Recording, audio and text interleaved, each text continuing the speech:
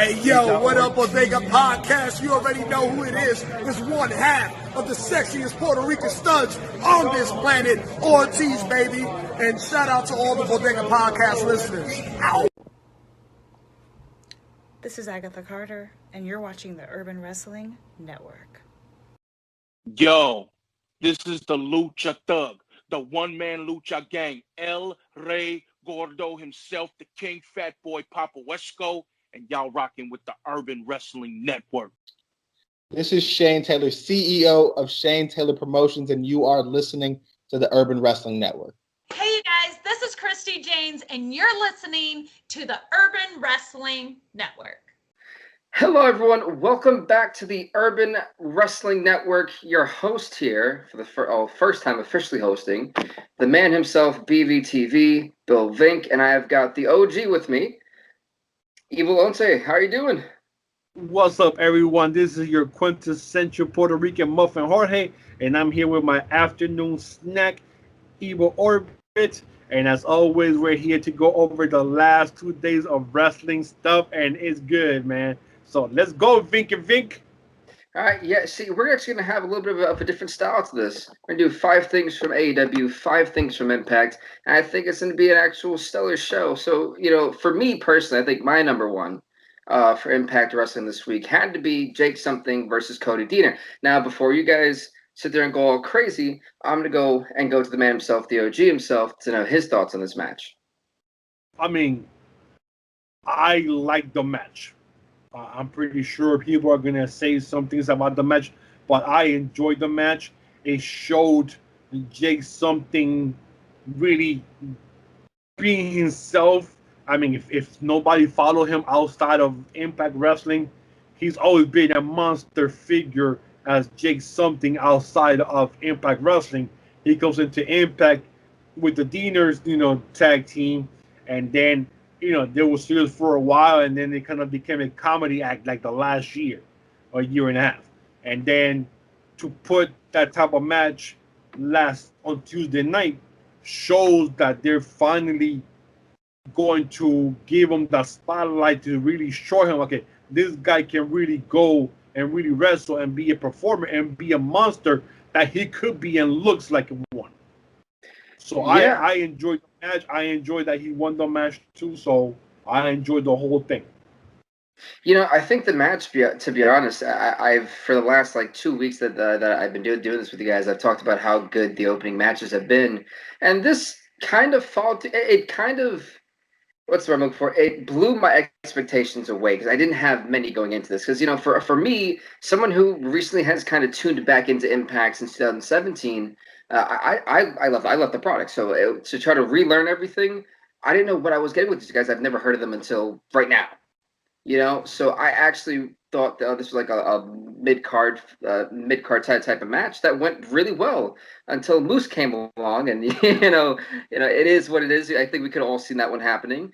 But yeah, I actually really enjoyed this match. And going towards that, number 2 for me, the TNA World Heavyweight title gets reinstated. I'm so upset about this, man. Go ahead. I'm really upset about this whole thing. I had to bring it up because for the longest time they dissed it. It was really weird booking wise because you dissed the former iteration, I guess, of Impact.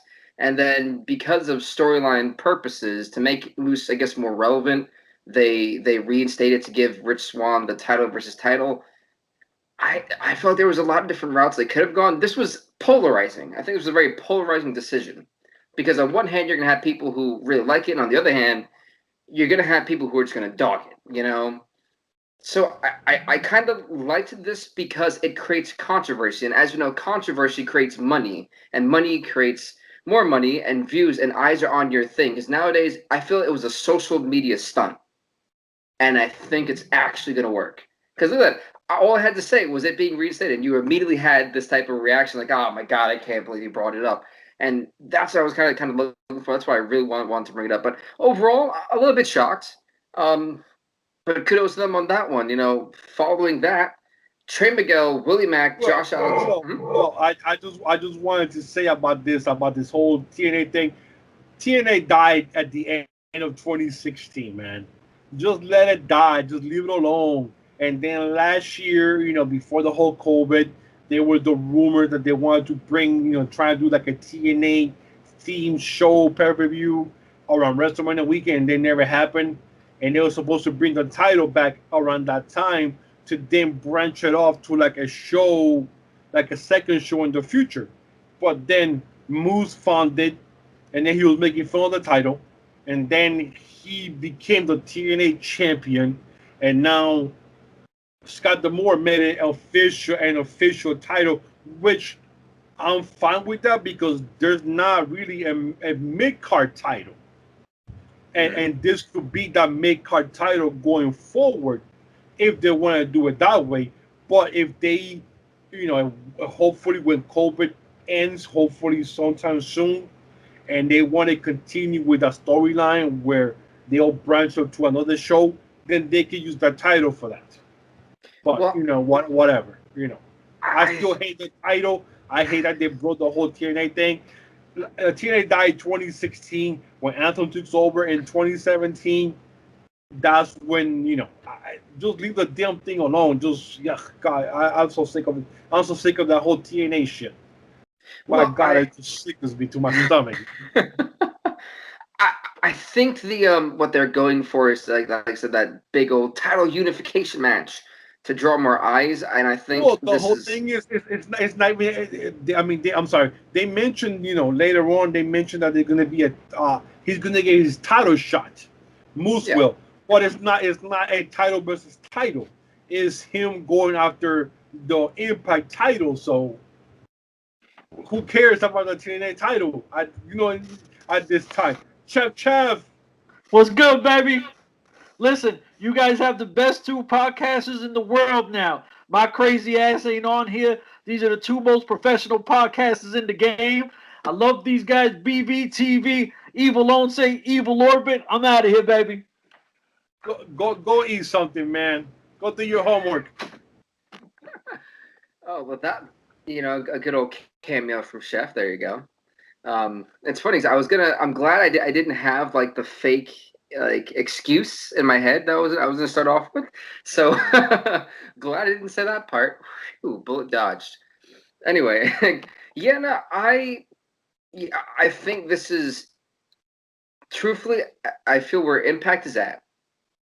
The title needs to be taken off of Rich Swann, and I have no hate towards Rich Swann. I love the guy. I love Rich Swann. I met him. I love the dude. The dude's cool as hell. Like, he does things in the ring that I have never seen before. And I love wrestling. I watch all types of wrestling. New Japan, Strong Style, British Strong Style, you name it. I've even put Chef on to ICW, which is Insane Championship Wrestling, that had his man Thomas Latimer on it. I know some people aren't too fond of it, but when it was really kicking, that was my thing. So, with Moose is the guy who just looks like a champion. He's got the frame. He's got the moxie. He's got that I don't give a damn. I'm going to beat you up. I'm going to hurt you. I don't really want to talk. Let's just fight. And I think that's what Impact Wrestling needs now, is that guy who's an intimidating presence to establish a new era, something different, and Impact. So I think going forward, Moose should become the world champion. Should, if I was booking. When was the last champion of Impact Wrestling that was 6'4"? Drew McIntyre? I mean, can we count that? Because they kind of dissed, the world title for many years. Yeah, but the last 2 years, it's always been people like 5'10", 5'9". Wait, wasn't Brian Cage? No, Brian Cage isn't 6'4", is he? But, yeah, he was for 6 months and with one title defense, and he's not even 6 feet. I'm taller than Brian Cage. Wow. Yeah, I guess he just looks so jacked, and that's height. He just jacked. But Moose, like you mentioned, he looks like a champion because the dude is tall, so he's a towering figure. And you see his Rich Swann next to him, and it's like this difference in size, in height. And you're like, wow, like, this dude, like, I mean, Rich Swann, he's like a little baby next to Moose. Yeah, no, I mean, I guess we're just gonna have to wait. Was it Sacrifice they're putting on before Yeah, Hard to Kill? yeah, I, Sacrifice, March 13th. Yep. yeah, so Which I guess we'll. I was kind of surprised. I was thinking it was gonna be a Rebellion, you know, the April big pay-per-view. But No, they that's did gonna it be kind of surprised me. that's gonna be Omega versus whoever wins that match. True, true. Yeah, Yeah, I didn't go that far. Yeah, I didn't see that far. Yeah, big and you know brave the moment. and the funny thing is, if it moves against Omega, that's gonna be one hell of a match. Oh yeah, because that's just they're two different styles, but they're very good Yep. technical wrestlers, and I think people mistaken that for Moose. I've watched him since his Ring of Honor days, and when Yes. that whole undefeated run, and he's a very very good technical wrestler. That's why he fit in so well over there. So I think Well, we're going to be in for a and the very good special thing, match. I remember one match that Moose had in Ring of Honor with the Rainmaker Okada, and that was, I thought that was the best match at that time that I saw Moose wrestle in. I was like, oh my god, because you know, for a long time I've been hard on Moose because he's sloppy in the ring. He does, before he was doing a lot of sloppy stuff, a lot of, like, it looked like really choreographed. Like you could see, like, dude, like, at least, you know, get more feeling. And that one match against the Rainmaker, I was like, holy crap, this dude really proved that he's a good wrestler. But it's like with him, Mike Bennett's feud when Bennett was in Impact, that feud was unbelievable, and those two guys gelled together. Yeah, it's But funny. after that, Moose just has, you know, like, you know, he has to get the right opponent to, like, get everything out of him. I feel that's what Rich Swann kind of brings, believe it or not, because there's been a lot more emotion that we've seen out of Moose that we haven't seen in I can't, well, since been watching, you know, that I compared to when I started watching a few weeks ago, and now there's a lot more emotion now that he's the front center man and he's with the world champ. Like, I put the world championship and Rich Swann are bringing that out at the, you know, simultaneously. I think it's just doing well to build his character a little bit more. But, you know, moving forward, because I think we could sit here and talk all day about this. Trey Miguel, Willie Mack, and Josh Alexander versus Ace Austin, Chris Bay, your man Chris Bay, and Black Taurus, which I didn't understand. That starts with the K. Yes. And Matt Fulton was there. Yeah, I don't care. Just flat out. Bleh. Wow. I mean, it's a good match. Don't get me wrong, it's a good match, but yeah, I don't care. All right. Well, for those of you who want to know, you could give it 2 cents. I don't care. And you ain't gonna get nothing out of me. So.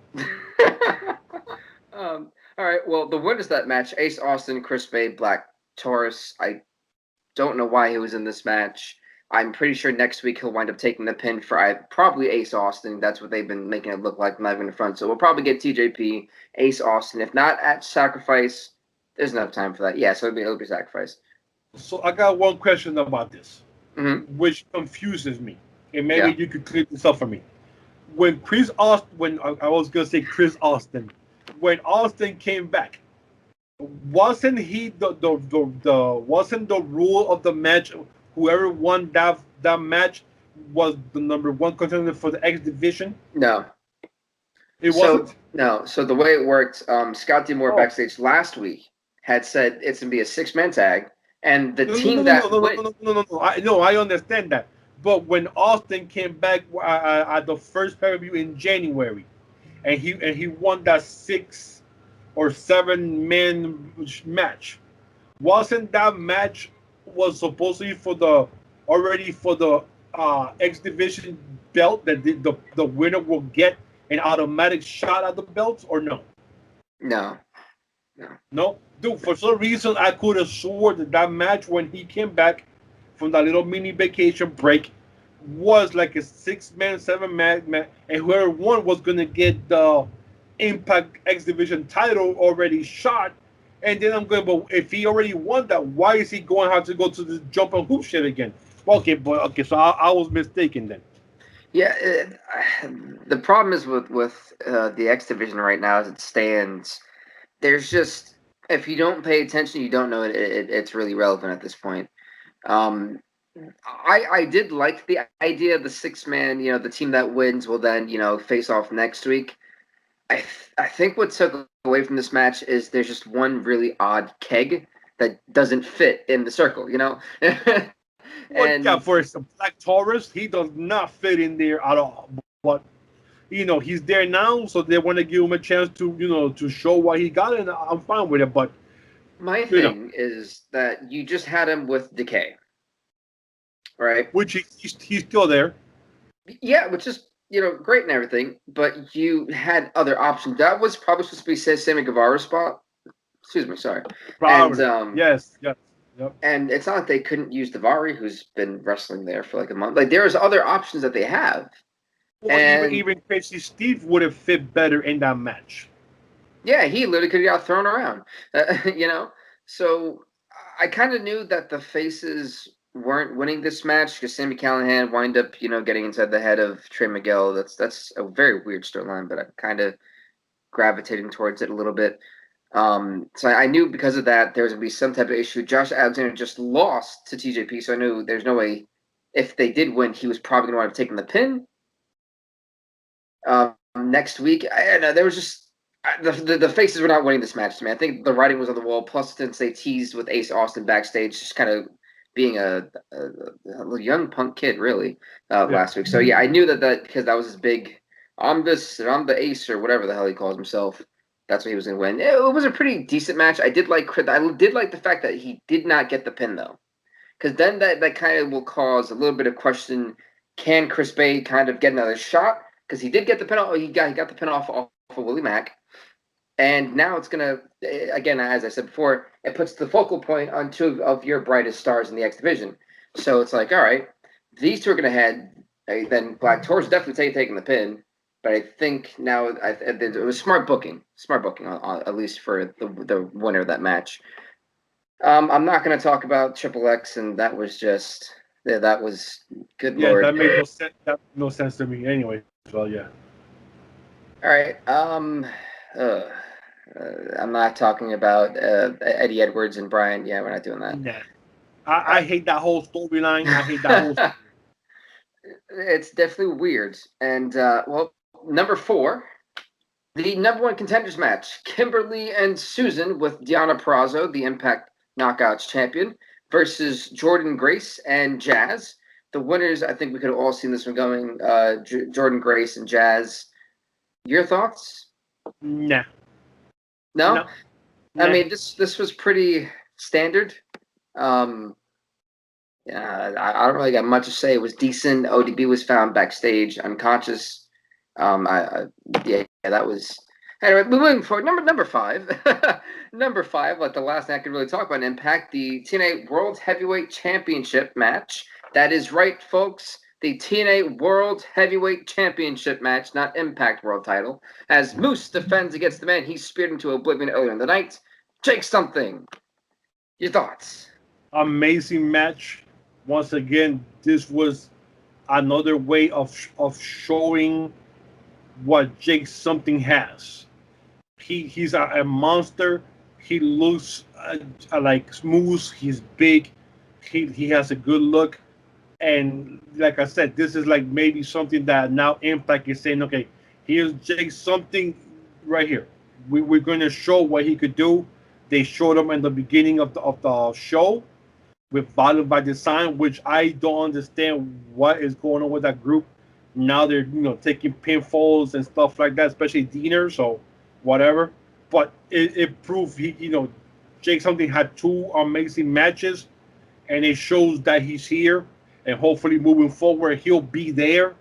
And if it comes to the point where Moose beats Rich Swann next month and they do a tournament to decide who's the new whatever belt, whatever they're going to call that belt in the future, if they're still going to call it the TNA Heavyweight title, they have a tournament and Jake something could win that belt. As a mid-card belt. If they're smart, they call it the TNA Impact Championship. I mean, before it was, TNA with the logo that Impact Wrestling. Yeah. I just want that TNA name just taking off. That TNA name is just bad juju, bro. It's just ugh. It's just disgusting. And every time I hear that TNA letters, I start scratching because I hate that name. We Wow. know everything that happened with that name. We know what they're trying to do with it. Yes, it brought the new company, but then everything that was being done and bringing, Hogan, Bischoff, and that whole regime, it was just going down when Hogan came in. I was hoping that there was going to be some changes, but then, like a week in, you could see the writing in the wall and then from there, just kind of just floated down. The whole just kind of dragged down to the point that Billy Corgan, the backstabbing of Corgan by Dixie Carter, it was just get rid of the damn 3 letters. All right. I mean, with that, we're just going to go with the swiftest transition that you've ever seen in podcasting to AEW All Elite Wrestling. Now, I know most of you guys won't care about the opening match here. It was a squash match. Jon Moxley, Ryan Nemeth. I want to talk about this for one reason. It was the promo after this. Yes. I'm completely bypassing the match. But this was, I don't know what it is. Somehow, Jon Moxley, post-World Championship, has been the best form that we have seen him in. It's like as if he needed to lose the belt to get better. There's like one extra step he needed to take, I don't know what to expect from an exploding barbed wire match. I know it's going to be very new Japanese deathmatch style. Yep. The thing that kind of caught me up is that not only did he hype up the match Revolution, he talked about his life. It was like we were seeing an extra character, something that we really needed from Jon Moxley. And there was like that one little piece that to me, now my eye is on Jon Moxley. What is Jon Moxley doing now? Because this man flat out said he is willing to die in this match. He can't think of any better way than to go out in this match. That is how much he's going to crawl, scrap, and claw in order to recapture the world title. And he did it in a way that didn't insult Kenny Omega. He actually put over Kenny Omega, by the way. He put over the Good Brothers. He put over the whole situation. And just flat out, he acknowledged that he's walking into a trap. So we're seeing like this insane IQ from Jon Moxley right now, by the way, like woke. And now I am super invested. That promo alone has me now invested, and I'm a hardcore fan. I was already invested in the match type, but not the match itself, Now I'm invested in Kenny Omega, Jon Moxley, exploding barbed wire death match, the main event at Revolution for the AEW World Championship. The biggest prize in AEW is going to be on the line, and a lot of blood will be shed. They talked about landmines. What? Yeah, the only thing I didn't care about the match. I don't care about whatever. But the only thing about this Ryan Nesmith guy, I mean, we all know he's Ziggler's brother. And the problem is, he sounds just like Ziggler. And he wrestles just like Ziggler. So every time I see this guy, I can't get away from the fact that I keep thinking of his brother. That's it. And it just sucks that people might just think about his brother instead of being him, his own person. Yeah. Other than that, I don't care about this. Whatever. Yeah. Have you watched Dark? Do you watch AEW Dark? Yeah. Oh yeah, always. Are you excited? We'll talk. Number two, the announcement of Paul White and AEW Elevation. As someone who watches Dark on Tuesdays, how much are you excited for it to be on Monday and Tuesday? Bro, I've been watching Dark since the first episode, and I love every episode since because we know it's got a lot of squash matches. If you They're have competitive. Well, yeah, but if you have like a Jon Moxley being there or the tag team champions, it's going to be a squash match. But like you said, they are competitive. And what they've been doing lately is they've been bringing a lot of the fresh faces from the independent who are not working because of COVID and giving them that little spotlight for them. Okay, a new wrestler, Bear Country, Yogi and Boo Boo Bear. Bear Country, bro. I love those guys. I heard about them before. Never seen him wrestle, but got to see him wrestle because of Dark. And now they've been elevating and they're gaining wins. So I love those guys. So I love Dark. And now with this Paul White, signing, everybody, oh my God, they're bringing. Now they're turning into WWE, WCW. No, they brought him to be an announcer. And yes, we might see him later get in the ring to do, one, the Billy Gunn treatment. Yeah. Yes. Do a couple of matches, do a nice little setup or something. So yes, he's not going to be wrestling 24/7. He's not going to come in just to wrestle a champion in your wrestling company and beating that champion like it happens up in Connecticut, like we see with Goldberg every damn time now. Undertaker was doing it before, wrestling once a year. So yes, AEW has all stars. But you haven't seen Arn Anderson wrestle. You haven't seen Jake Roberts wrestle. You haven't seen Tony Blanchard wrestle. He's going to. Yeah, supposedly. I see Tony Blanchard doing is standing outside, getting a couple of cheap shots and stuff like that. But that's it. He ain't gonna be out there doing no moves and shit like that. I don't see him doing that. The only one that you see wrestling is Sting. Because you could see Sting, he's 60, 61. He doesn't look 60, 61. You know what I'm saying? He doesn't look his age. Undertaker looks his age. Goldberg looks their age. You know what I'm saying? But Sting doesn't. Sting can still out there go, and he's not doing nothing crazy. So, yes, I love this move, and I love what they're going to do with Elevation. And this might be the second show that AEW was talking about before from the beginning of the year from last year. That they're going to have a second show. That is actually still going to be on TNT for an hour. So what I like about what they're doing is they're expanding their YouTube brand. Yes. For Monday and Tuesday, which is perfect. That's about 3 hours, probably maybe 4 of wrestling for people. Well, what's Elevation going to be? That's going to be on TNT. No, it's going to be on YouTube on Monday. Okay. And they're and I'm fine with that. Because it brings storylines to Wednesday nights. And this one, we'll see people like Joey Janela consistently, guys who are actually signed to the company, having competitive matches for maybe that hour and stuff. And now just imagine with Impact being on Tuesday nights, even though it's taped, that now you can have, we have some Impact wrestlers on Monday night, and then you take the storyline to Tuesday night. I'm just, where it's taped, but you could keep that storyline going the following night and then the following night. So you have 3 nights to kind of, build something there. And if you do bring in, an AEW wrestler to Impact Wrestling, you have that Monday, Tuesday, Wednesday thing effect.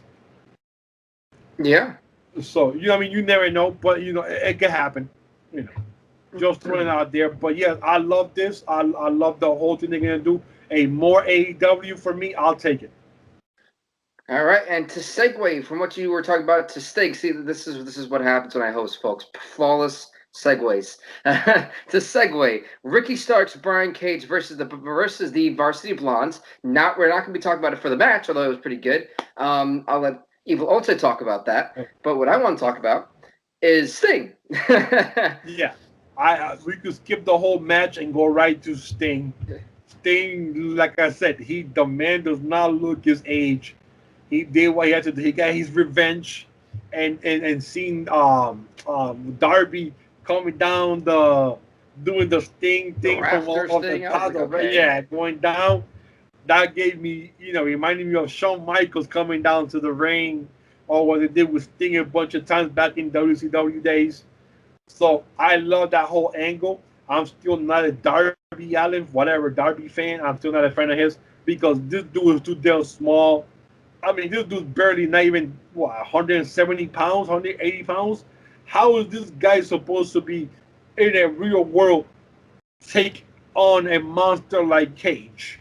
You know what I'm saying? I will answer that. I just don't see that happen. You know what I'm saying? It's just like, I will say, the one thing I love about Darby Allin, and I'm not a Darby Allin fan, but I do love his in-ring psychology. And that's about it. See, when I analyze a match, I look at where it was placed, Was it mid card, for opening or main event? And so the expectations are different. And Darby Allin has not necessarily had many main events. He's had the match with Chris Jericho. He beat Cody for the team title. It was a main event.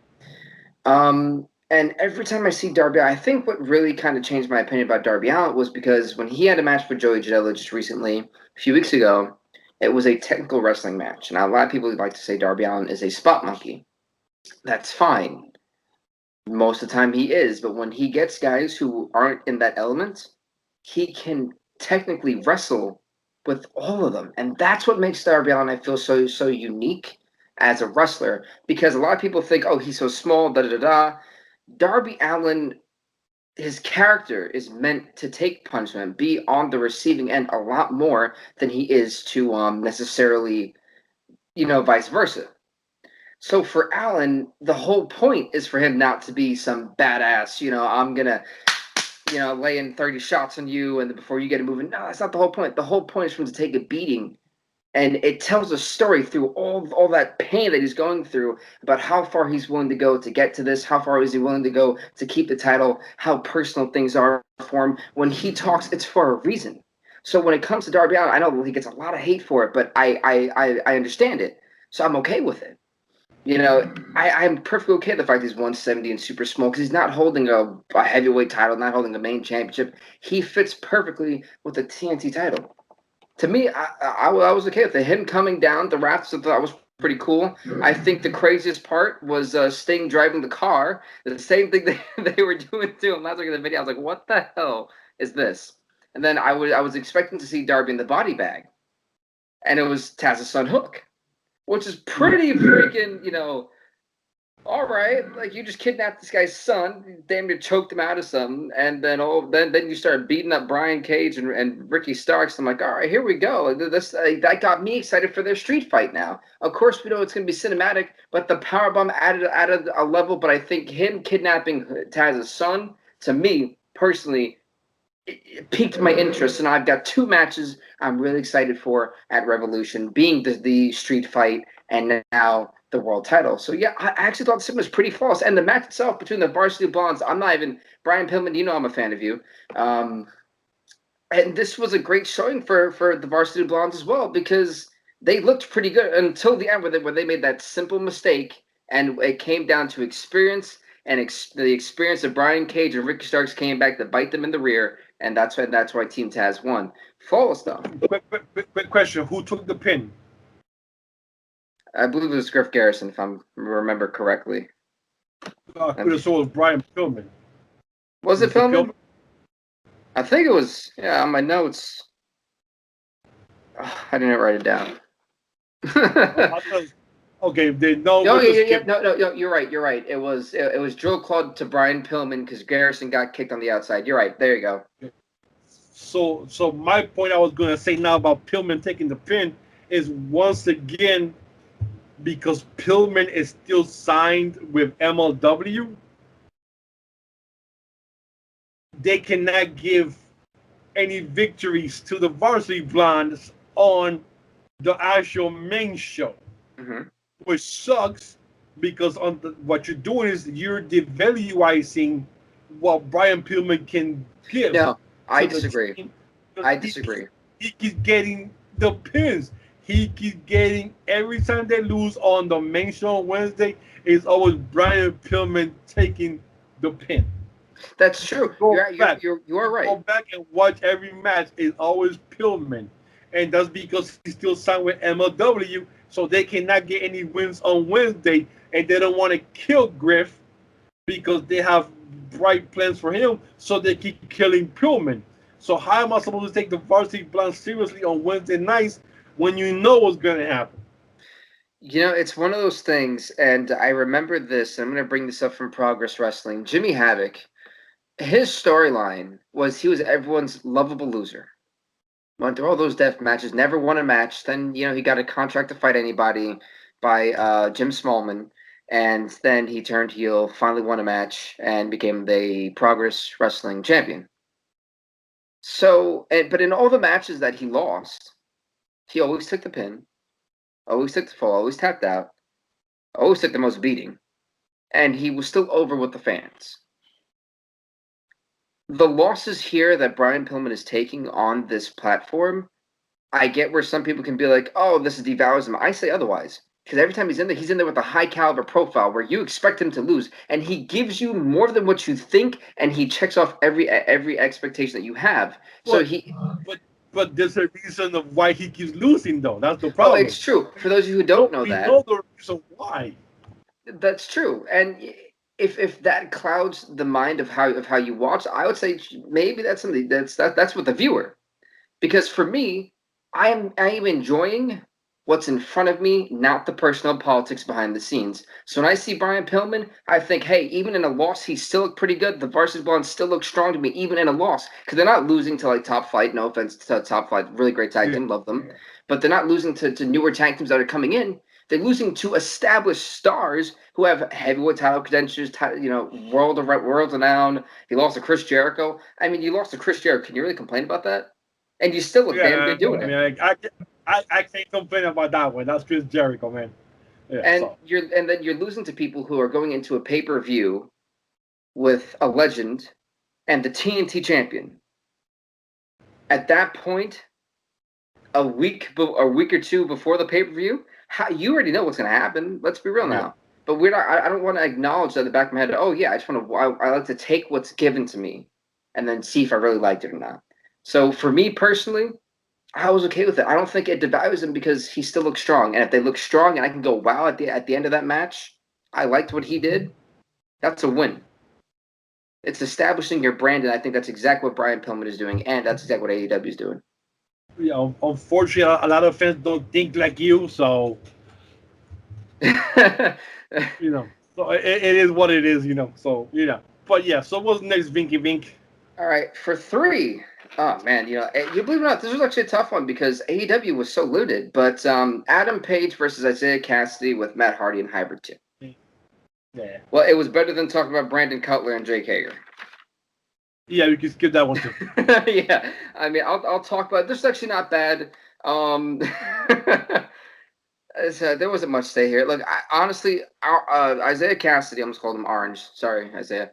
Got his behind whopped in this match. Hangman Page came out with some fury and a lot of it, like hellfire and brimstone.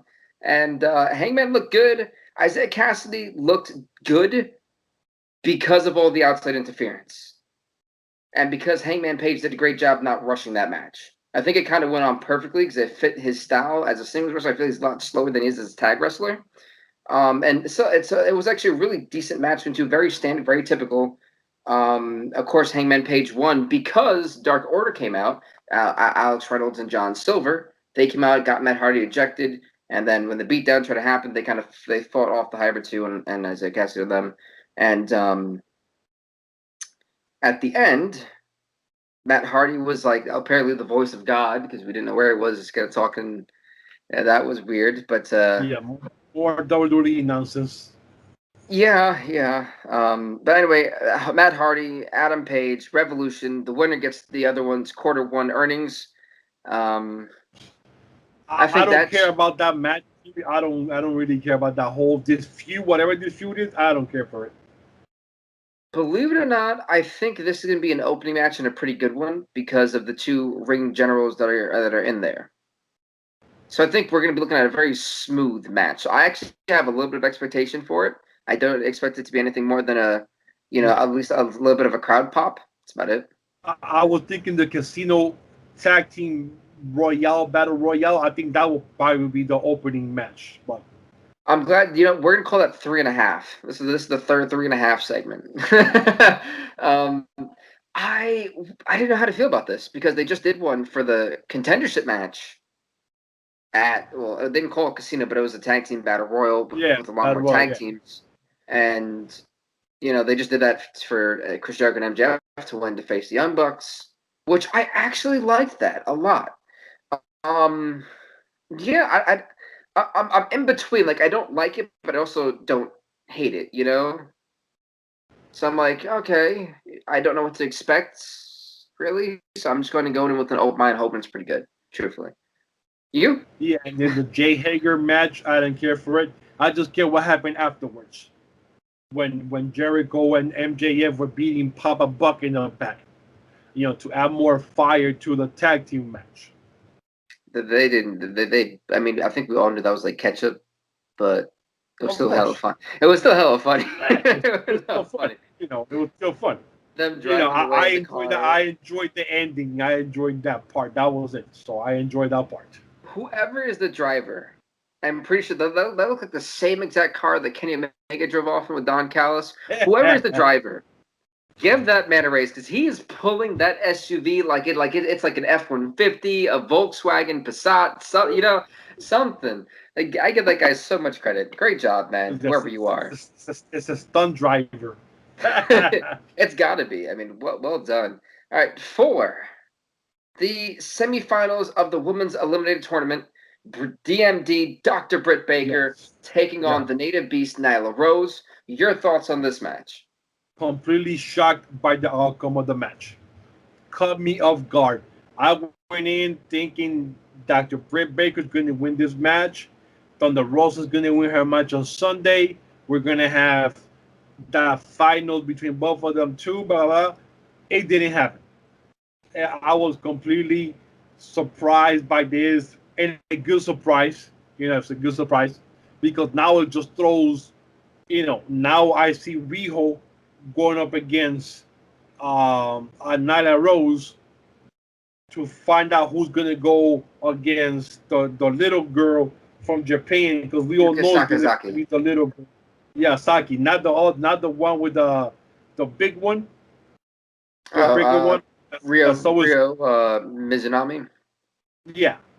Which, by the way, and I'm sorry that I'm going to get away from this, but that Mizunami versus oh God, what was the name? Their match that they had. God, the big one. I forgot. Ajay Kong. There you go. I thought that match, when I saw this on paper, I said, oh God, this match is gonna suck because it's two big people and it's just gonna be slow.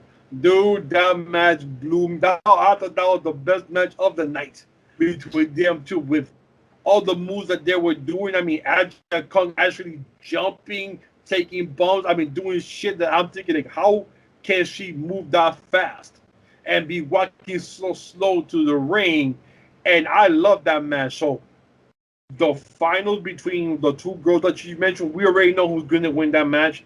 So it's going to be, her from Japan going up against now maybe Riho, from United States, or even Nyla Rose, which I wasn't expecting.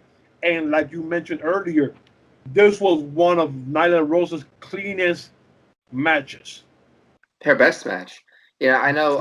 On Monday, the best cleanest match I've seen in the over the year that I've been watching AEW. So on Monday, folks, I came on the podcast and I destroyed Nyla Rose's in-ring ability. She completely turned it around. I'm not taking it back. She's got to have a lot more cleaner matches than one. But I give credit where credit's due. She surprised you. Yeah, she did. She did. But then she was also in there with Dr. Britt Baker. Yes. So, yeah. Big difference when you who wrestle is somebody on the cusp. That's more experienced. Yes.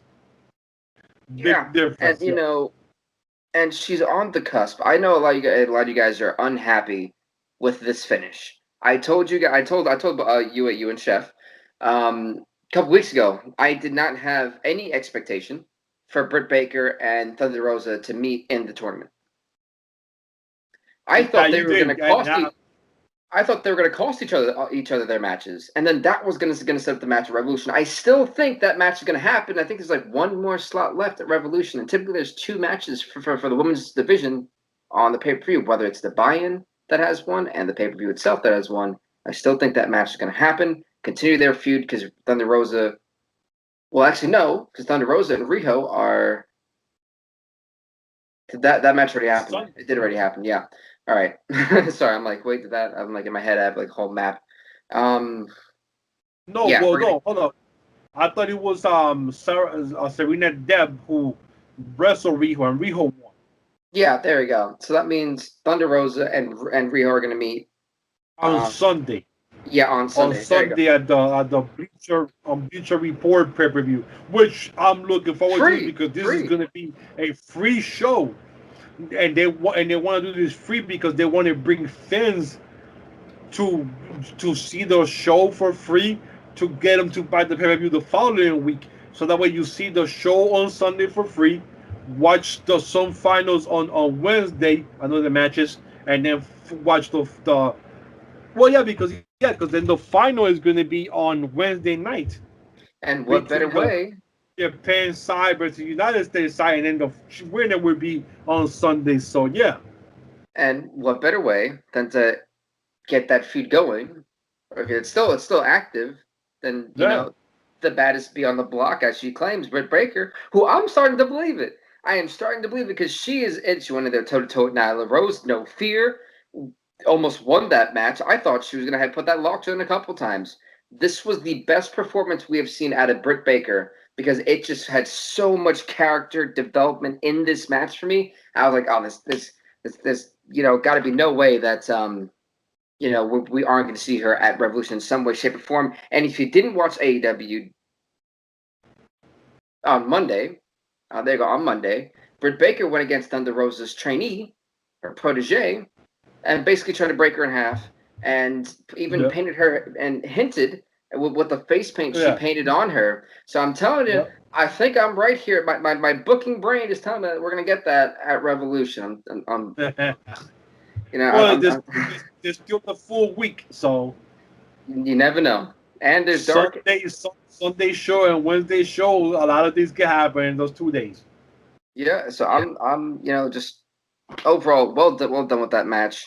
And the final thing, 5, Lance Archer, Ray Phoenix, face of the Revolution qualifier. This to me got 4.5 blings, which if you don't know what that means, this was a solid A for a match. And I mean, it was physical. It was high flying. Ray Phoenix looked like it's crazy when I talk about Ray Phoenix. I don't have words to describe the things he does in the ring because they're just not human. He manipulates air and gravity like this is like a power or something, you know? Not to go kiddish, but there's that whole match was fire. You know, the different size between Archer and Phoenix, power versus speed, heights, all that kind of stuff was displayed in this match. And once again, like you always say, man, Phoenix, Impact had him, and they kept him as a tag team with his brother, and they should have just went with Phoenix and just pushed him to the moon. And we're getting to see that now in AEW, and hopefully, if they ever want to push, like, okay, this is our Latino or Latinx megastar right here. Let's push this dude and bring in the Latinx viewership, and Phoenix is the one to do that. It's funny. Why he's 28 now? I mean, maybe 29 if.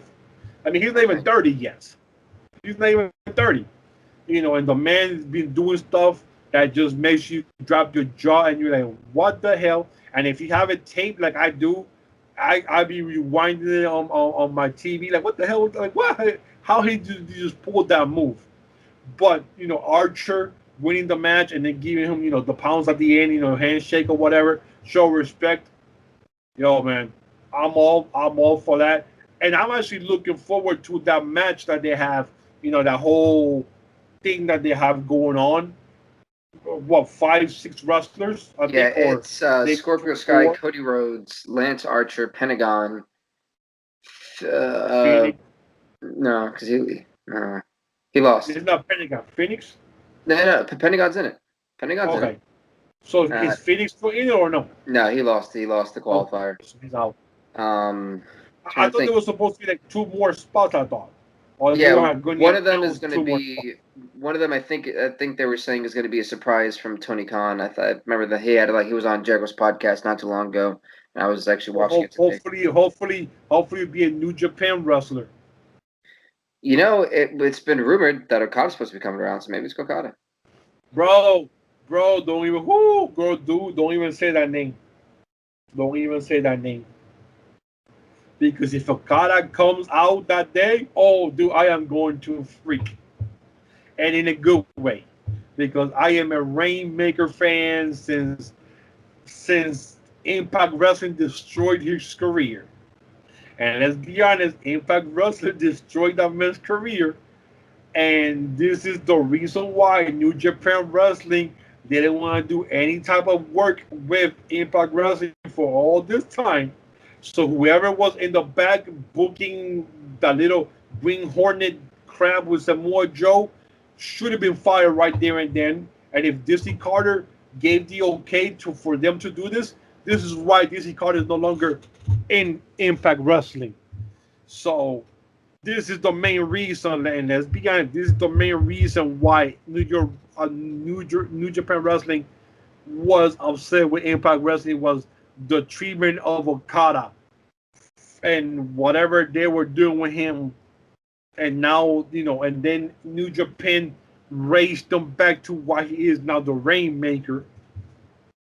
That, if he's the guy that comes out to this dude, the stocks is gonna go off the roof, because all those New Japan wrestlers or fans who love, when they see Kenta over here now, and now they might see Okada, that will bring more fans if they announce that before the pay-per-view, either by Sunday or even by Wednesday, because this will be two live shows. It's not tapes, live shows. Well, remember that happens this week. Revolution is March 7th. Yeah, which is the following next Sunday. So, but this Sunday is a live show. It's not taped. And then Wednesday is also a live show. So something can happen between those 2 days where he doesn't even have to show up. Just announce the Rainmaker, or just don't even announce it. Just show a vignette of that at the end of the show. Dude, forget about it. Just show the money flowing down. Don't even show a picture of him. Just show money falling down. You'll know it's the Rainmaker. Because that's the entrance when he comes out of New Japan, is money falling down with his face on it. The Rainmaker is making it rain. Just show that alone, dude, everybody will know is Okada. So I'm excited for what you said. I was excited for this whole show. It started good, they went in between, and then they finished strong with the last two matches. So, AEW is doing their stuff. I still hate Tony Khan doing that stupid paid programming on Tuesdays doing the Impact show, because all they're doing is slandering Impact. And it's pissing me off. Because I love at first it was funny the first week, but now it's just annoying as hell, and I'm mad because it's always the same shit on Impact. And I'm tired of people shitting on Impact. He is doing his job. And I say that because I saw your tweet. But Impact doesn't do anything. A doesn't do anything for Impact on Wednesday nights to talk about their shows. The way I look at it, right, and this is the way I look at the world sometimes. Slandering. In the world, there are authority figures who make a lot of money, innovators, all those other people that really kind of stand out, right? They stand out, and they're super rich. They're super successful. They're your bosses. They're whatever the case may be. And then there's the people who want to be like that. They want to dream to be like that, right? And when I look at it, I look at AEW as the money makers, and I look at Impact who want to say something, but no, they're not good enough to. No offense to Impact, but they're not in that same position as AEW. So when AEW does these things, it's very realistic. Truthfully, it is. And that's why I buy into it. It's a real world thing. They know, hey, if we do something, it's going to really be really bad, and I don't want to get in that type of trouble with this company that's obviously has enough money to pay for ads to ram us on our own, show. And the one thing is, this Tony Khan is an on-screen character in Impact Wrestling. I think people forget that he's not supposed to be. Well, I don't know if you've ever heard him on a podcast or an interview. There's a lot of this or that. A lot of that comes out. This is a cocky douchebag Tony Khan. That's what we're getting. We're getting the millionaire douche. I believe that. See, you started this whole speech and you lost me the whole way. I'm like, what the hell is this dude talking about? But what you just said about right now, I said, okay, I agree with him. I see what he's saying. So yes, he is a douchebag, cocky bastard. And he's that boss that you want to stand up and shout against, but you're not going to. Because you know the consequences of that. And, I apologize about my like long, analogies, people. That's just the best way I know how to like make it long, shorten it up, and then boom. Explain everything, and then it works. But yes, because I was like, what is this dude talking about? But then when you said about Tony Khan being a douche, I'm like, I love Tony Khan. Don't get me wrong, but he's a lovable douchebag though. Yeah, and it's still fun. So, but he's doing his job of what a lot of people were ragging on him for. As long as he gets that emotion out of you, whether it's positivity, negativity, comedy, whatever the case be, as long as there's an emotion, he has done his job. And that's one thing I feel like people forget about wrestlers and wrestling. It is a performance at the end of the day. And as long as they pull that emotion out of you, whether you don't like it or you like it, you're feeding into what they're doing because that's what they want. They want an emotion. They don't care if you like them. They don't care if you boo them. As long as you're saying something or doing something or tweeting something, you're falling into the trap they set for you, and that's professional wrestling. It's getting that emotion out of you. And that's why a lot of times I think me, you, and Chef have some different opinions because I see just the emotional aspect of it. And it works. I see bullshit. I'm like, God damn it, Tony Khan. And then to make it worse, Brian Cage comes out with that nonsense that, I made the title that much. I'm like, what do you were champion for 6 months? You were hurt the whole 6 months. You have one title defense in that 6 months, and then you bullshit the whole time. Supposedly you hurt, and I tweeted that. Supposedly you hurt, but you are in a different country, hanging out with friends. Jumping, parachuting, jumping from a plane, trying to escape. He was legitimately hurt though. He had to get surgery. I think that's. I know that, but if you are legitimately hurt, and you don't want, and you supposedly don't want to wrestle, you can't be jumping out of them planes. You can't be trying to ride a skateboard like Darby Allin and almost bust your ass. And everybody in Impact Wrestling is tweeting you like, please stop doing that. Because you're an idiot. You know what I'm saying? That was just the dumbest thing that the dude could say because he had a title for 6 months with one title defense and wasn't even memorable at all. This was the worst title defense since Tessa Blanchard. And we know what happened to her because she was stuck in Mexico and then she bullshitted afterwards. Which I keep telling everybody she was going to do. But anyways. Anyway, Binky, go ahead. Before I remember this more crazy. Well, we even got a Twitter segment in there. Well, you look at that, folks. For my first day full-time hosting, I don't think this was too bad. I think it was actually pretty fun, pretty cool. It was awesome. Thank you. Hopefully you guys who are watching this also think so. Chef should be back next week. I will be absent after this for 2 weeks, so you'll have you'll have the OGs back. You have the OGs. Get a job. Get a job. I have one. I have two. That's the reason why you're missing the next 2 weeks. Yeah. But no, Chef, the OG, the creator, along with the co-creator, the OG himself, Evil Once, will be back next week. For the next 2 weeks, they'll probably have. Are you guys having any special guests we should tell them about, or just me too? All right, to be determined. To be determined. Stay tuned. TBD. Stay tuned. You never know who might just come. With that being said, Evil Oats, do you have any final statements? No, I just want to say thank you to everybody who listens to our show and posts us with our crap. Especially myself babbling up and down. Don't forget to follow us on www.urbanwrestling.com. Jeez, I can't remember all the things. urbanwrestlingnetwork.com. And always follow us on Twitter. Follow us on YouTube. Don't forget to subscribe and hit that follow button. Follow us on Instagram. It's all urbanwrestlingnetwork.com. And we're here. We're here to have fun. Binky Bink, the boy here, he's having fun with us. We're teaching him the ways of the old, and he's teaching us the ways of the new. So right now it's like a clashing between both of us, but it's all good. I love it, and I have fun, brother. So I'm going to miss you for the 2 weeks. I'll be putting up with that crazy Don Dada himself, Don underscore Dada net or whatever it is. But yeah, man. Hey, I look forward to watching from my undisclosed location for the next 2 weeks and just seeing what's going to be to come back and fit right in again. But I do want to leave off with a little bit of an interesting statement. I'm changing the wrestling world. I'm gonna leave it at that. With that being said, everybody, again, go view this on YouTube at Urban Wrestling Network.